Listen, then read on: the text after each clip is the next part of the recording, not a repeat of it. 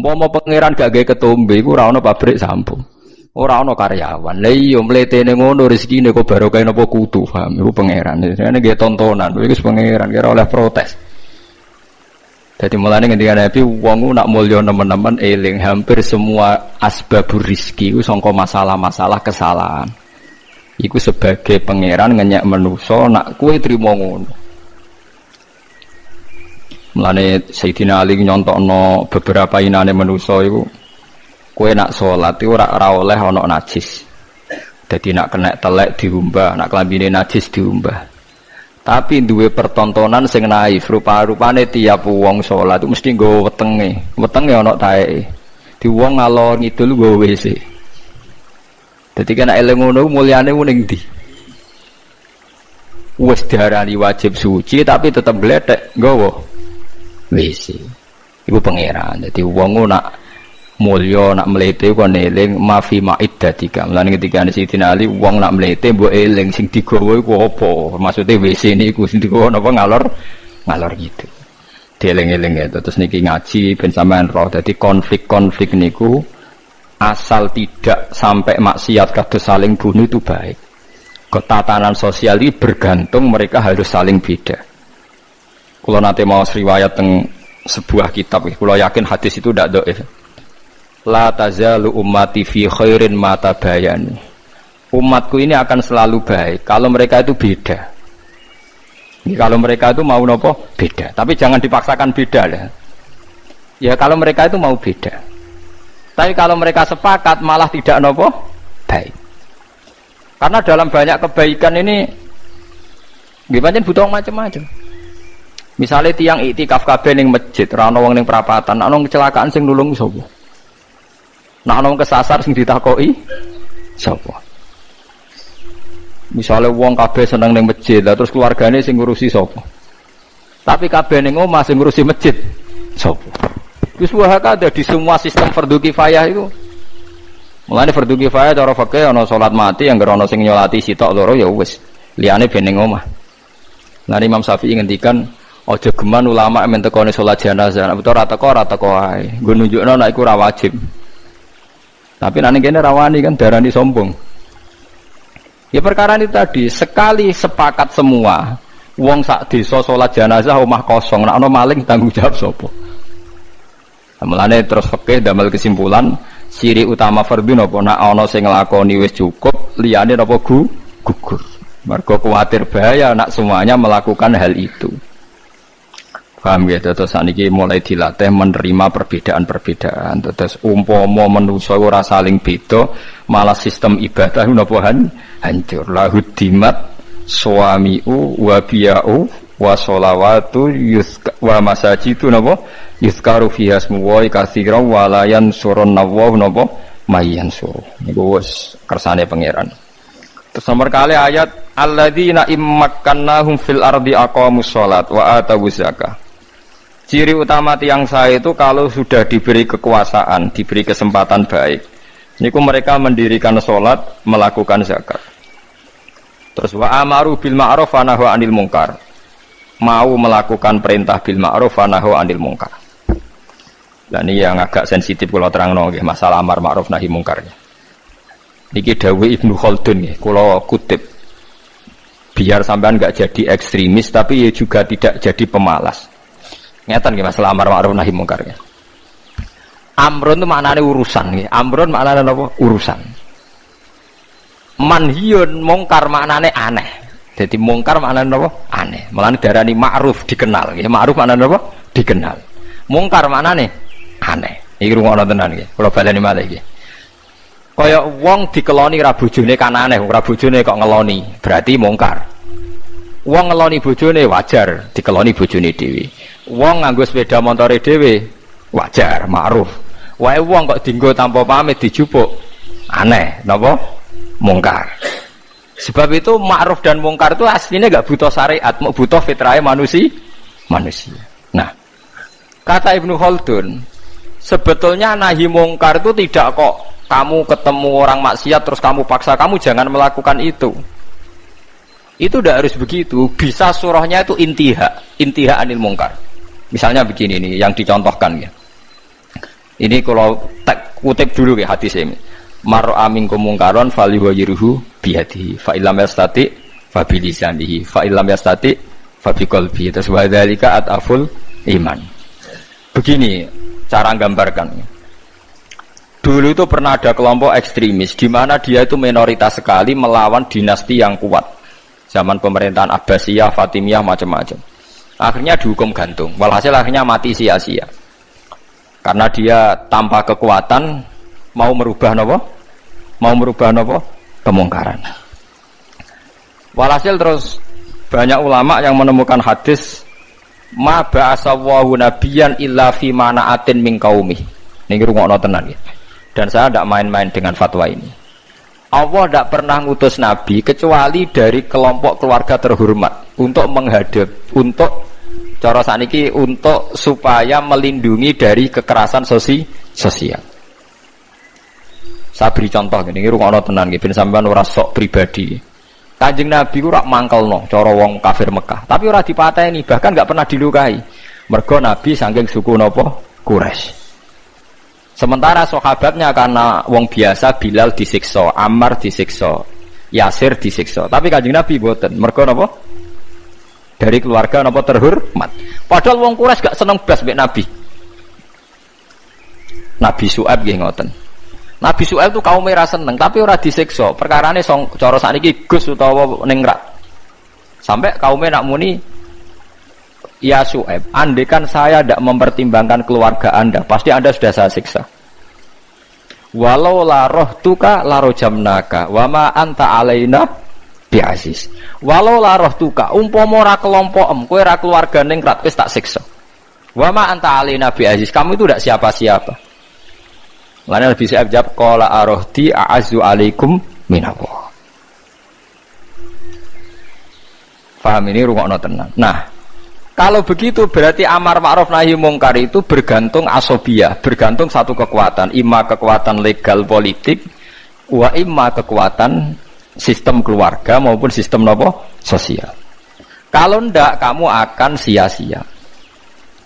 Karena tidak ada nabi diutus kecuali dari kalangan apa terhormat, supaya masa-masa dakwah disalahfahami itu nggak sampai dibunuh. Gini wow kasus Nabi Syuaib kaumnya apa? Kalau apa jenenge walau la rohtuka la rojam naka wama anta alena biasis. Qala ya qaumi arohti a'azzu alaikum minallah wattakhadhtumuhu wara'akum napa dziriya. Terus saiki Nabi sinten niku Saleh. Nabi Saleh juga begitu. Nabi Saleh itu orang terhormat sehingga kaumnya bilang, qalu ya Shalihu qad kunta fina marjuwan qabla hadza. Marjuwan kamu ini jadi harapan kita. Kenapa kamu sekarang aneh-aneh? Dan ini gue pengetahuan gitu. Kalau begitu, terus fatwanya Imam Ghazali ben sampean ora sithik-sithik muni amar ma'ruf nahi mungkar. Terus Imam Ghazali berfatwa, la budda min rajulin min malin au adna jahin yutahassanu bihi dinu. Niki radi nyinggung santri sing nemen melarat paham, tapi gak apa-apa iki hukum. Mboten apa-apa nak menawa barokah ngaji niki sing melarat nemen-nemen dadi mboten sida paham nggih niki mergo barokah fatwa niki. Seharusnya orang yang memegang agama itu punya adna malin, nggih punya napa? Adna malin, harta minimal. Au adna jahin utawa punya status sosial minimal yutahassanu bihi min dini supaya dia bisa membentengi agamanya. Saiki bayangno misale kowe ku melarat buruwe wong kafir sing anti Islam. Rungokno nggih, kowe melarat buruwe wong kafir sing anti Islam.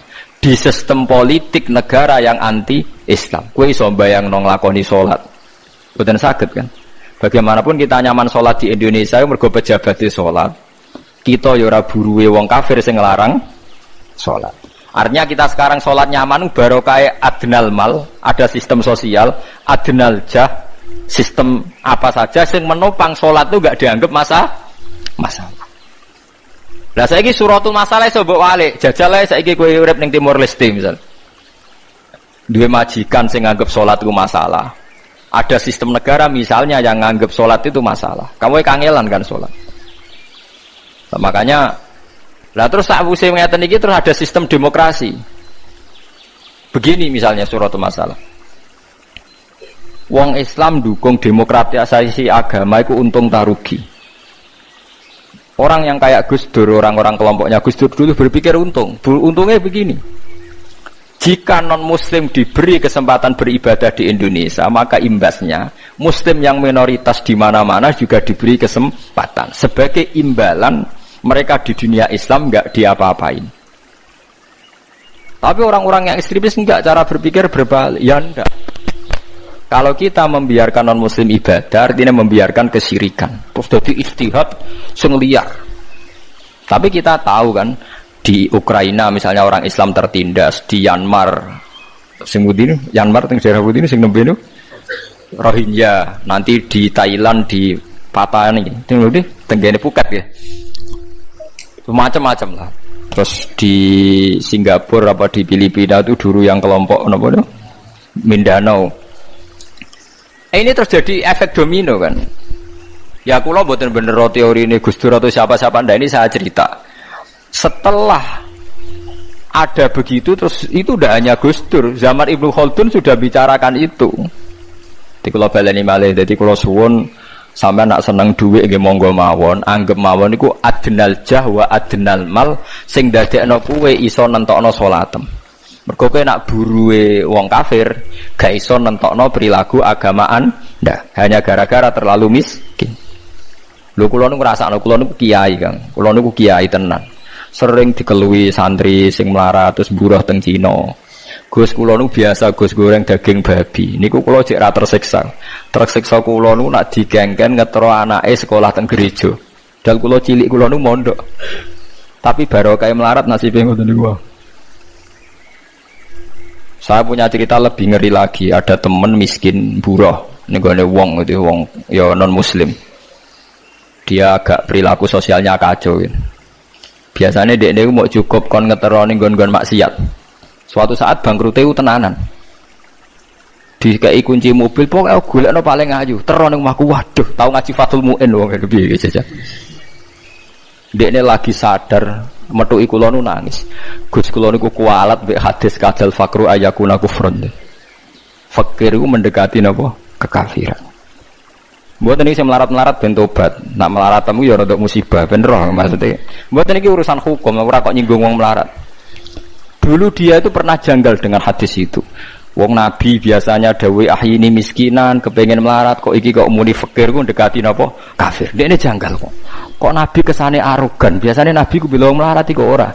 Karena dekne melarat kepengin dibela Nabi. Dadi roh hadis kadal fakru ayakuna kufran niku janggal deh.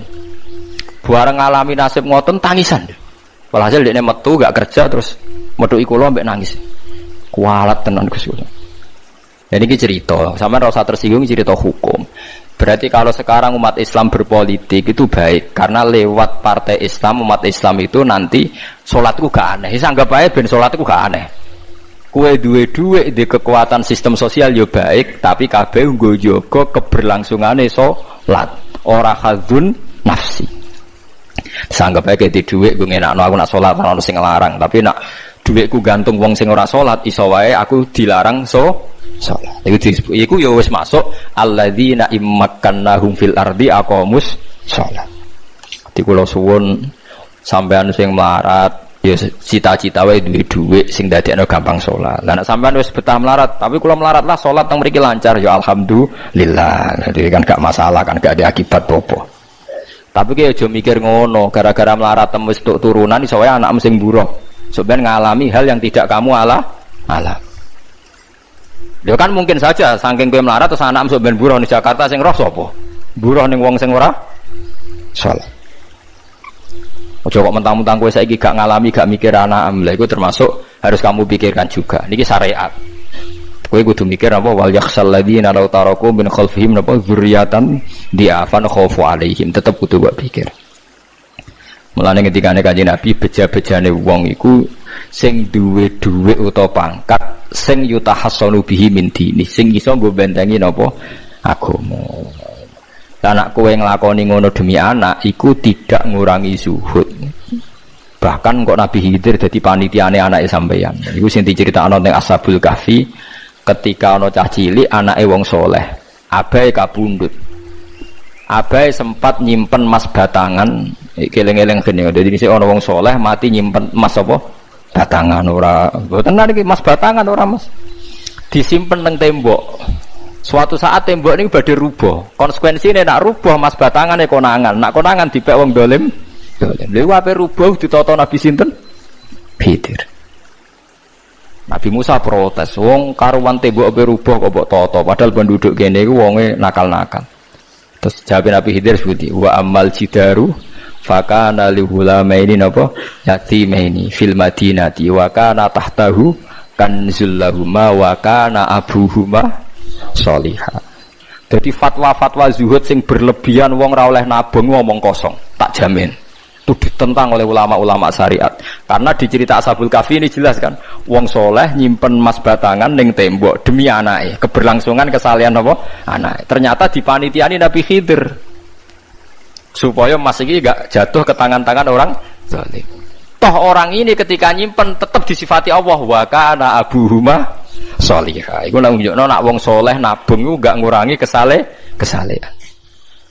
Tapi rasa mbok mafhum mukhalafah nek ora nabung ora saleh innalillahi wa inna ilaihi raji'un. Ora usah ngono, ora usah mbok jero-jero napa pokoke intine iku ana ayat wong saleh nabung iku gak ngurangi kesalehan. Wa kana abuhuma sholihah.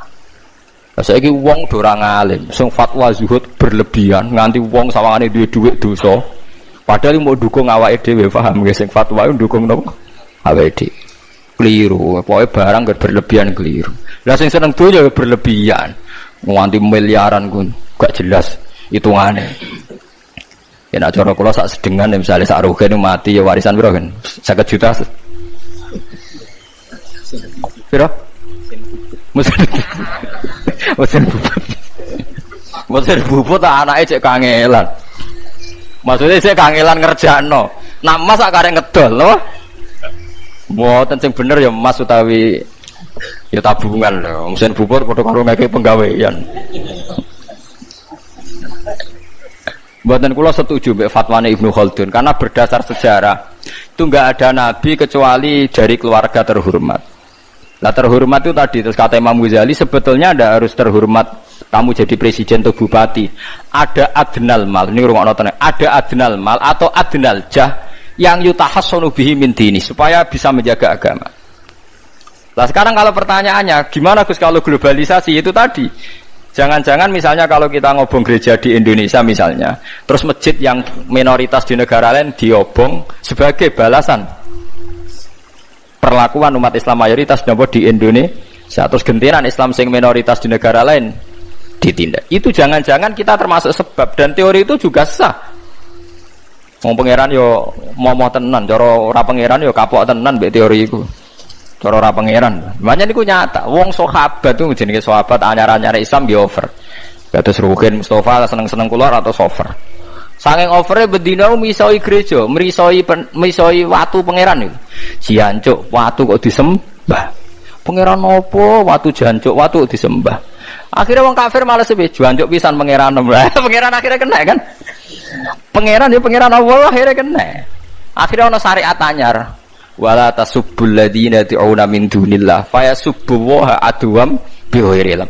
Mat sahabat temu aja oleh misoi pangerane wong kafir. Kurbane aku mat. Jadi jangan kira semangat tuh. Misalnya kaya Ruhin untuk semangat ngiyakno aku ora ngiyakno kiai liya aku ora damuk kiai akeh. Dadi kabeh melane Nabi nate dawuh la yasubbur rajulu abahu. Wong jogeman misoi bapake. Sampai Nabi dibantah ya Rasulullah wa hal yasubbur rajulu abahu. Mosok tiyang misoi bapake piyambak. Terus Nabi jawab ya subbu abar rajuli fa yasubbur rajulu abahu. Ya misoi bapake wong, akhire bapake dekne dipisoi. Ya mau misoi pangerane wong, akhire pangeranem dipisoi. Lah pangeranem ku sapa ora Allah kan? Nah, sistem global itu ya teori itu ya mungkin. Jadi kalau Anda berbuat baik sama agama lain, mungkin agama lain berbuat baik sama kita.